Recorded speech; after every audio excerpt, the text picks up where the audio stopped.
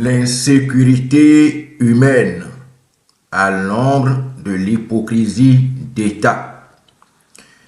Chers compatriotes, permettez-moi d'amplifier les cris de détresse des vies qui s'éteignent dans l'indifférence des autorités qui sont chargées d'assurer l'équité dans la répartition de la richesse nationale. Je le savais, en raison des sollicitations que je reçois au quotidien, malgré ma situation actuelle qui devrait inspirer pitié. Mais la publication que je viens de lire sous la signature de M. Salomon Nda m'oblige à interpeller le chef de l'État et son gouvernement à propos de la galère que vivent au quotidien les compatriotes. Dans un texte intitulé « Une nuit de trop dans l'indifférence, il faut sauver l'âme de ce pays », Monsieur Nda décrit une scène horrible. Je vous livre quelques extraits et je cite. Il était presque 22 heures et la ville de Cotonou poursuivait son agitation nocturne. Moi, j'étais assis là, à la devanture d'un magasin, non loin de l'Étoile Rouge. Puis, dans un crissement de frein, une moto s'arrêta brusquement devant moi. Dessus, un homme, une femme et deux petits-enfants, serrés les uns contre les autres. L'homme m'aborda en langue fongoué. Il reprit en français. Sans chercher à savoir qui j'étais, il me livra son histoire. Une histoire trop lourde. Il était au chômage, licencié depuis plusieurs mois d'une structure du port de Cotonou.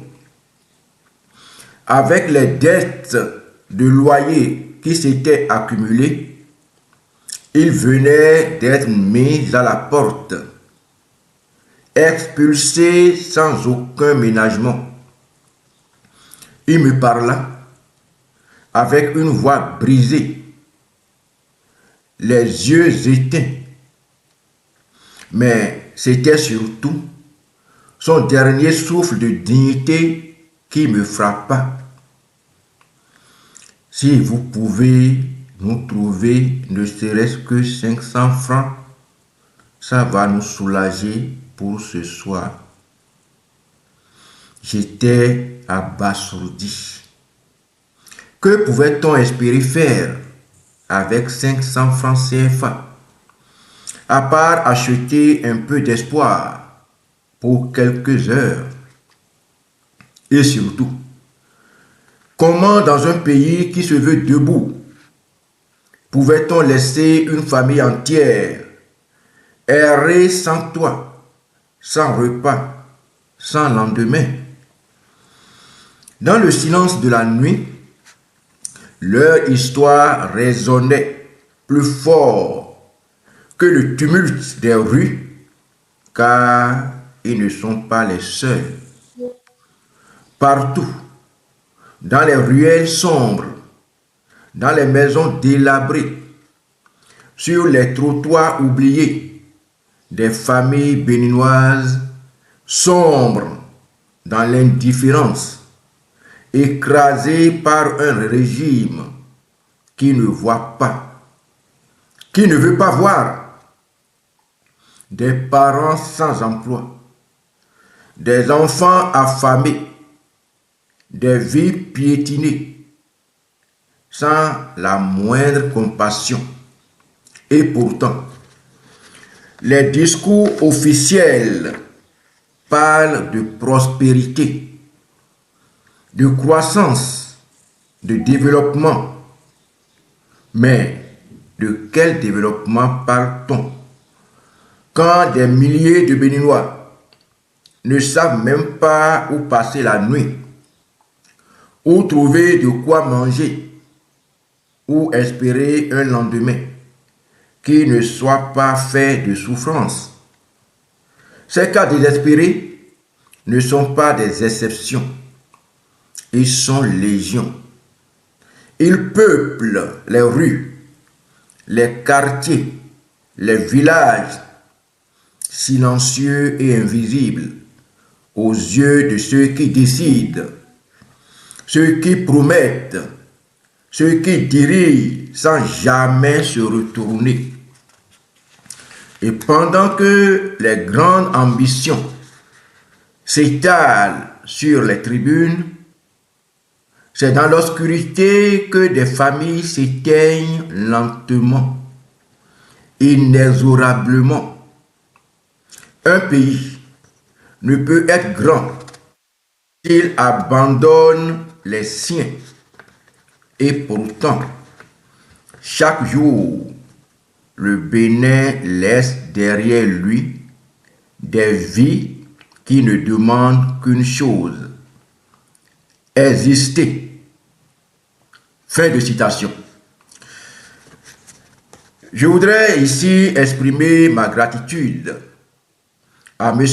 Salomon Nda, qui vient de faire un zoom sur l'une des plaies qui ronge silencieusement la société béninoise. Excellence, Monsieur le Président Patrice Talon, comme vous le savez bien, j'espère, mes alertes ont toujours été pour vous aider à retrouver le chemin de la normalité, de l'humanisme, de l'humilité, du rassemblement, du bonheur partagé, de la paix et de la concorde nationale. Malheureusement, depuis votre avènement, vous avez fait l'option de construire un Bénin à double vitesse. Le Bénin des uns, où l'on vit en liberté, dans l'opulence et l'insolence. Le Bénin des autres, où la majorité vit dans l'esclavage, la privation, le dénuement avéré, une misère exécrable. Il en découle, naturellement, un terreau fertile aux crimes divers et contre-valeurs, terrorisme, trafic humain, cybercriminalité, arnaque, prostitution de mineurs, de jeunes et femmes mariées. La déclaration du ministre d'État Abdoulaye Biotchane, qui proclame la création de milliers d'emplois ces 9 dernières années, contraste avec la réalité que vit la population active. Méthodiquement, par le biais de la liquidation des sociétés d'État dans les secteurs agricoles, pétroliers, portuaires, télécoms, et rachetés par des opérateurs proches du régime, des milliers de travailleurs licenciés sont générés pour grossir le nombre des chômeurs qui broient le noir, comme en témoigne le récit ci-dessus. Par ailleurs, le régime, au détour de la loi portant embauche et main-d'œuvre, a précarisé les rares emplois existants en clochardisant les travailleurs. Privés des libertés publiques, liberté d'opinion, liberté de presse, droit de grève, droit d'élire et d'être élu, je dirais donc privés des libertés publiques et contraint à la fin, il a été demandé au peuple de serrer la ceinture contre des promesses d'hypothétiques infrastructures pour lesquels des milliers de milliards sont engloutis dans l'opacité la plus absolue et sans résultat patent. Le stade omnisport général Mathieu Kérékou, déclassé après sa rénovation, et les routes asphaltées sous l'eau, à la moindre pluie, en disent non. Les marchés dits modernes sont logés à la même enseigne. Sortiront plus de 90% de Cotonou hors d'eau. Les gens vont sortir de chez eux, vont monter sur le bitume, vont aller travailler, vont aller au marché. Nous allons sortir définitivement, et ça je suis formel, nous allons sortir définitivement des questions d'inondation en 2020, parce que c'est 3 ans, des questions d'inondation dans Cotonou. C'est ça qu'on appelle une ville résiliente, qui a des infrastructures résilientes. Examinons la promesse faite par le ministre Donator dans cette vidéo.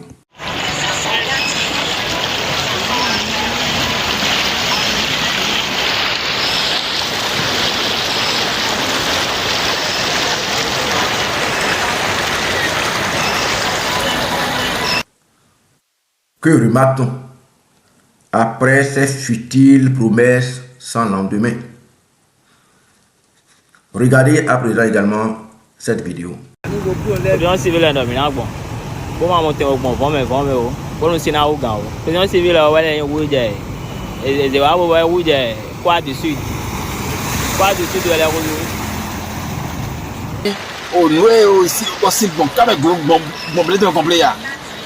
Coton les gens ils caméra boto ils bon miamon nous kumbo ego miamon nebo o YouTube ma fa Facebook ma fa o TikTok ma fa bon ils ont caméra boto les yiro wonne o yo te goudre mon belete me complet coton lo bien so ati bon le ato ta alfata ja fata wa bo ya si to be glo o de bon si kede bon coton to be si kede we ko si fi dîner so be alik bon coton dîner si me gbaji ya bon parce que fi carnivore bo et base carnivore bon vrai.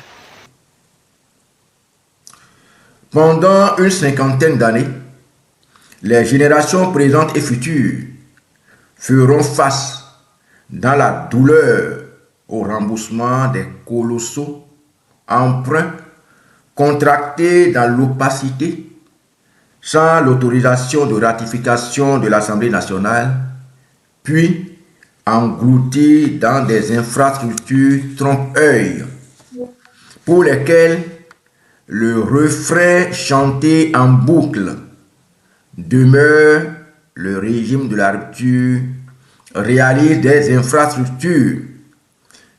Ce slogan a ébloui la quasi-totalité des Béninois de l'intérieur et de la diaspora derrière un écran d'enfumage et de pillage des ressources publiques. Que fait-on avec autant d'argent en braquant les secteurs vitaux de l'économie nationale et en esclavagisant la majorité de la population qui vit dans une détresse vitale et émotionnelle?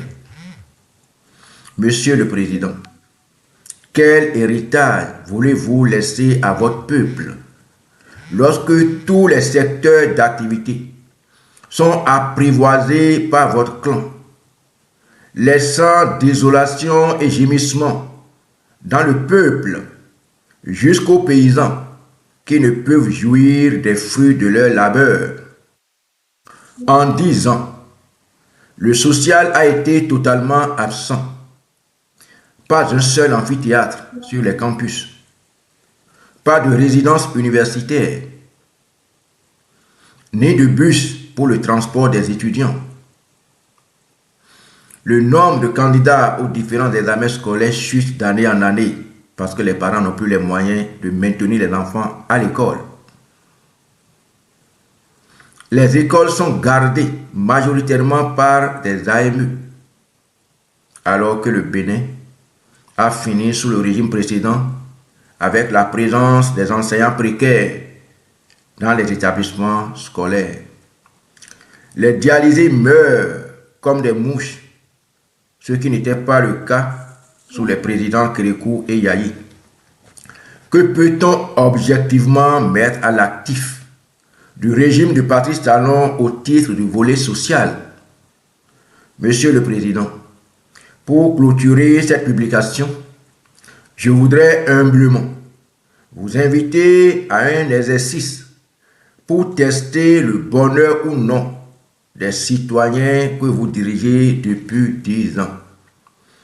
Je vous suggère de descendre discrètement dans quelques hôpitaux et écoles de la périphérie du Grand Okoué pour vous enquérir personnellement des conditions de vie et de travail des travailleurs et usagers de ces structures. À partir du vécu de ces établissements dans les grandes villes du Sud, vous pourriez imaginer le climat dans les hôpitaux et écoles du centre et du nord. Parallèlement, vous allez organiser une sortie nocturne discrète dans quelques artères des quartiers des villes de Cotonou, Abomey-Calavi, Porto Novo, Parakou, Boycon, Natitengu, Abomey, Djougou.